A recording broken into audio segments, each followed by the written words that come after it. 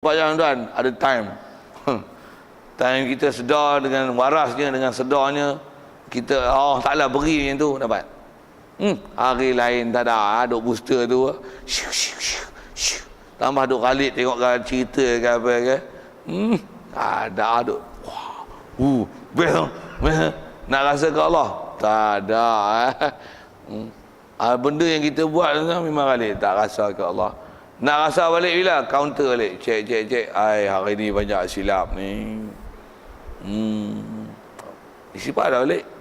Pasal apa kan? Kafir weh. Cuma kafir ni dia tak kafir macam murtad tu dah lah. Tapi berakidah kalau ikut, maksudnya kita telah tersasar daripada kita berpegang pada Allah Ta'ala. Syahadah lain. Asyhadu an la ilaha illallah. Kalau atas amalan sufi, dia suruh syahadah lain. Itulah istilah amalan syahadah. Kalau ikut antara amalan syahadah dalam berakidah ni, maksudnya kita berasa kita ada salah dalam berakidah atau syahadah lain. Asyhadu an la ilaha illallah, betul kan apa yang kita dah silap. Duk berasa ada selain pada Allah Ta'ala. Yang ni yang kita nak muraqabah sentiasa hati. Renew dan refresh sentiasa. Always. Bukan seldom, bukan sometimes, bukan somewhere. Ataupun apa-apa, bahkan every time. Kita tengok WhatsApp pun kadang-kadang macam solat bukan part time, bukan solat apa tu, anytime, every time, anytime, bukan sometimes. Akidah pun macam tu. Kalau solat pun macam tu, akidah lagi lah. Everywhere, anywhere, anytime. Booster. Allah. Hatta kita tengok benda mungkar pun, macam mana boleh jadi tu? Allah. Cuma kat kita taklif, mungkar tegah. Hoi, salah lah. Siapa bagi kita tegur? Siapa bagi kekuatan? Allah lagi. Dalam kita dah buat semua tu, kita semua berasa pada Allah Ta'ala. Baru jadi tawaduk, baru jadi tawakal, baru jadi amal ma'ruf, baru jadi mungkar, baru strong. Strong apa? Strong kita faham semua pada Allah Ta'ala. Nak takut ke orang? Takut apa? Musuh tu pun Allah Ta'ala bagi jadi. Allah Ta'ala nak berubahkan hati dia sikit je. Takut apa? Allah yang bagi takut, tak takut. Apalah kita takut ke dia? Kita takut ke Allah. Allah yang bagi dia takut, tak takut. Kita tak usah takut. Kita disyariatkan supaya yang takut kat dia. Apa nak takut kat dia? Kita tengok dia yang takut kat dia. Allah yang bagi dia takut kat kita. Allah Akbar. Yang penting kita besarkan Allah Ta'ala, kita takut Allah Ta'ala. Semua kena refresh. Nak refresh akidah. Refresh akidah.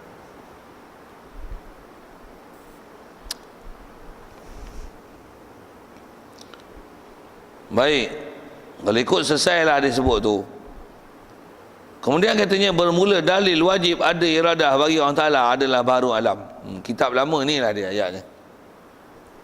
Bila sebut baharu, kita perhabis je ayat tu tuan-tuan. InsyaAllah nanti kita masuk nanti ke 9. Nak habis dalil sikit. Apa dalil Allah Ta'ala ada iradat? Dalilnya baharu alam. Kena ambil perkataan baharu tu baru tuan-tuan boleh faham cantik bahasa tu sebenarnya. Baharu saya sebut banyak kali dah. Apa benda baru? Benda baru ialah benda yang ada yang didahului oleh tiada. Apa saja benda yang ada yang didahului oleh tiada itu mendalilkan Allah Ta'ala ada iradah. Kita ni baharu, ya, kita tak ada pada ada. Tadi kita semalam, kita siang sekarang. Kita baharu. Semua yang ada atas alam ni semua baru. Pasal kita sentiasa berubah daripada satu hal ke satu hal. Tidak ada masa yang berjalan walaupun sedetik, melainkan semua alam, all the universe is changing. Changing apa? Macam-macam hal changing. Udara, cahaya, umur, changing. Siapa yang buat changing tu? Allah. Nak boleh tu. Pasal semua adalah berubah. Siapa boleh buat ubah? Alat, adat, peraturan mengubah kan? No. Siapa yang buat peraturan dengan berubah, berpusing?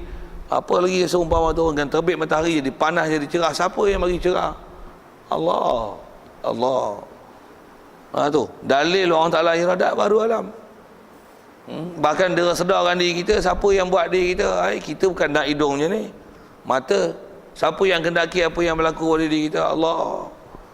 Itu baharu yang ada pada kita. Kita ada, yang dulu kita tak ada. Dan bila ada pula bukan dengan kendak kita. Itu kendak siapa? Kendak Allah. Kita bukan kendak kita lahir zaman ni. Kalau boleh nak kendak zaman Nabi, katalah disebah kendak. Tapi kendak tu bukan kita yang penuhi, tapi Allah yang kehendakkan kita ada zaman ni. Umur kita, keupayaan kita, jantina kita, harta benda kita, anak isteri kita, berapa orang bukan kehendak kita. Siapa yang kehendaki kita semua tu? Allah. Siap.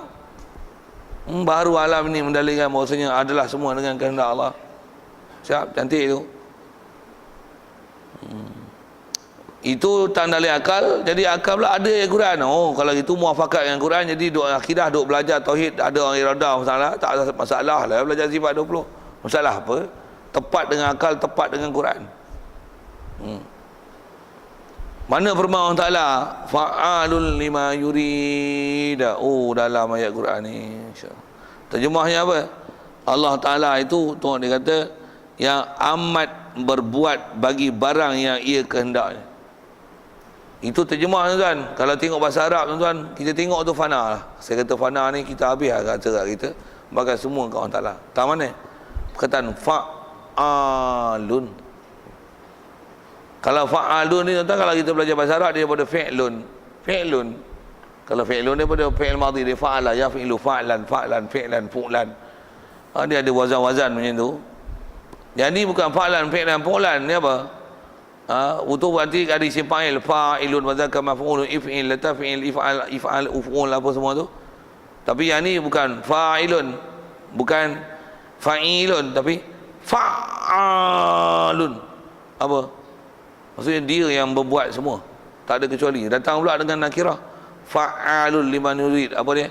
Sampai ada benda yang kita tak terfikir dan tak terkerti, nak sebut dah. Semua tu wajib iktiraf Allah yang buat, dan dia ialah fa'alun. Allah yang fa'alnya, dia ialah yang membuat keseluruhannya. Tu kalau nak terjemah tu bahasa Arab tu tuan-tuan, best kan. Tuan-tuan saya tak tahu, aku tuan-tuan tak ngaji Arab, tapi saya tahu Arab, saya tahu wazan. Dia boleh makna mubalaghah dan boleh makna nisbah. Pasal fa'alu dengan makna kasirul af'al satu, dan boleh fa'al wazan fa'al ni antara makna nisbatu ilal fi'il. Mana nisbah? Nisbah pada buat je, tak ada lain yang boleh berbuat Allah. Bahkan jangan kata buat, wa ma tasyauna illa ay yasha Allah. Ni tafsir Quran dengan Quran. Bukan saja fa'alun lima yurid, bahkan wa ma tasyauna illa ay yasha Allah. Iradah kita, iradah kehendak makhluk semua, bahkan makhluk yang tak ada akal dan berkehendak pun berlaku tu adalah dengan kehendak Allah. Allah siap muafakat dengan Quran, tepat macam mana ahli sunnah macam mana, sabit dengan akal, sabit dengan akal. Nisbah dah cantik. Cuma kat kita, adakah kita berasa ke Allah Ta'ala semua tu berlaku dengan irada Allah? Tu satu hal. Dalam masa yang sama, jangan abaikan apa-apa ketaklifan syarak dari si sabab musabab. Kena buat sabab musabab, amal ma'ruf nahi munkar, dan sedarkan amal ma'ruf nahi munkar. Yang kalau kita boleh buat pun, siapa yang mentakdirkan kebolehan dan keupayaan buat itu, wa ma taufiqi illa billah, tidak ada yang beri keupayaan pada kita untuk boleh taat patuh pada perintah dia melainkan dengan bantuan Allah. Allah yang buat semua. Itu yang dia ajar kepada kita. Itu yang kita buat kerja ingat Allah, buat kerja ingat Allah, buat kerja ingat Allah, buat kerja ingat Allah. Pasal apa? Hati kita sentiasa berasa itu adalah semua kehendak Allah. Okey, selesai. InsyaAllah kita masuk nanti. Tadi yang ke-9, ilmu. Masalah ilmu pula, wallahu alam. Baik pada Allah Ta'ala, silap salah kasar bahasa tak sedap dengar tu daripada kesilapan kat mana. Kenapa soalan kalau ada sekitar tentang apa kita bicara ni, kita disebab base ilmu kita duk bicara tentang apa nak syarahkan ilat dan tabiat itu. Cuma dah yang tu tak betul, apa sepatutnya tu yang saya syarahkan balik. Apa yang sepatutnya dipaham dalam bab iradah yang wajib i'tiqad, semua ni berlaku. Jangan saja perbuatan, bahkan iradah kehendak kita sendiri pun mana mungkin datangnya, melainkan semuanya datang daripada Allah. Ada soal? Ya.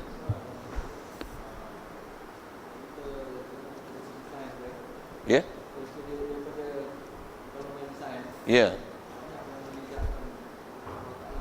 Ya.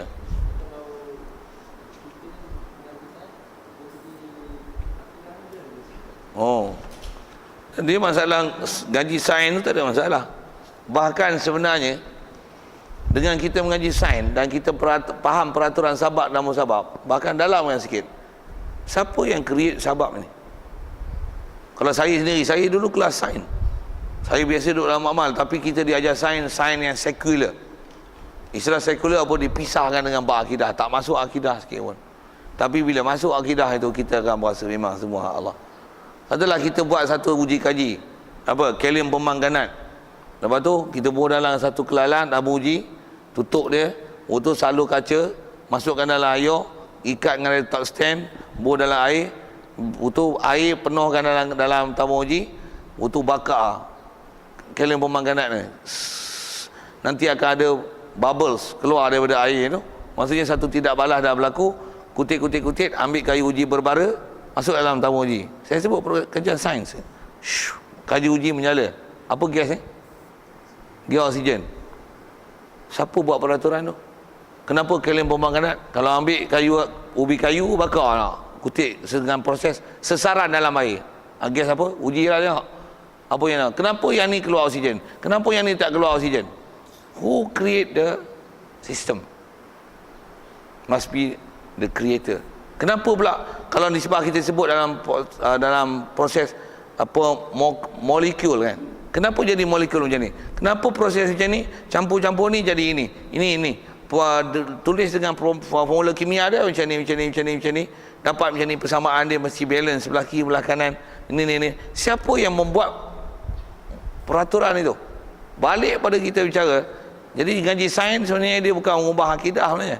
Dia sebenarnya knowledge yang menghaluskan lagi pahaman sabab musabab. Dan di situ kita akan dapat lihat apa? Siapa create sabab ini?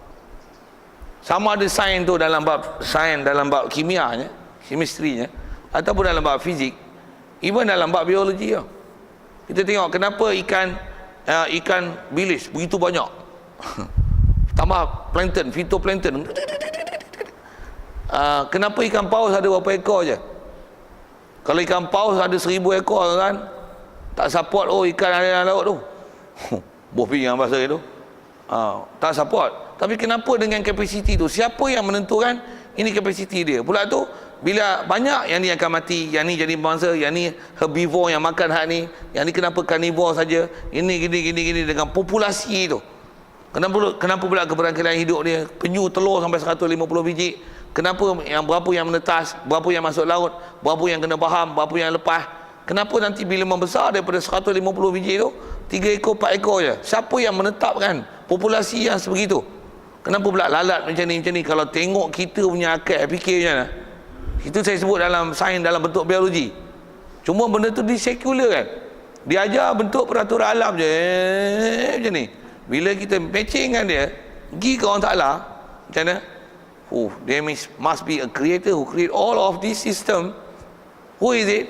Nobody else is. The only one and only is Allah. Yes. Jadi sebenarnya dia bukan main seorang akidah, lagi mantap akidah. Hak bengong ni apa dia? Hak tak ngaji sains ni. Apa pun tak tahu. Sains tak faham, matematik tak faham, duk kira makan minum je. Tu yang jadi bengong tau. Tu yang nak sebut apa?